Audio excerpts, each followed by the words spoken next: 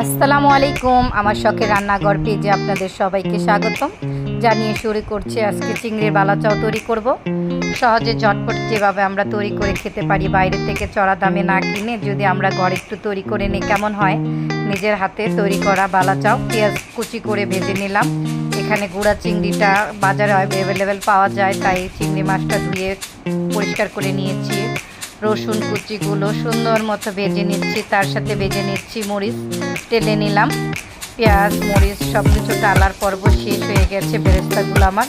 এখন যে গুঁড়া চিংড়িগুলো দিয়ে দিলাম ফ্রাই প্যানে বসিয়ে। চিংড়ির পরিমাণ বুঝে আপনি লবণটা দিয়ে দিতে পারেন।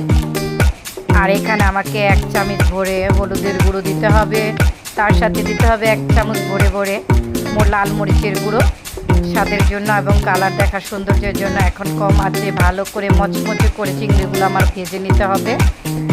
চিংড়িগুলোও আমার ভাজা হয়ে এসেছে, তাই ভাবলাম এবার তো ভেজে রাখা যে উপকরণগুলো পেঁয়াজ রসুন এবং মরিচ সব একসাথে করে দিয়ে কম আছে, আপনি সবসময় এটা খেয়াল রাখতে হবে যেটা আমার কম আছে তৈরি করতে হবে, তা না হলে পুড়ে যেতে পারে, পুড়ে গেলে তিতে হয়ে যাবে। এখন আমি বালাচাওটার সাথে ভালো করে মিক্সড করে নেব। আলহামদুলিল্লাহ সুন্দর মতো আমার মচমচে একটা বালাচাও তৈরি হয়ে গেছে। আল্লাহ হাফেজ।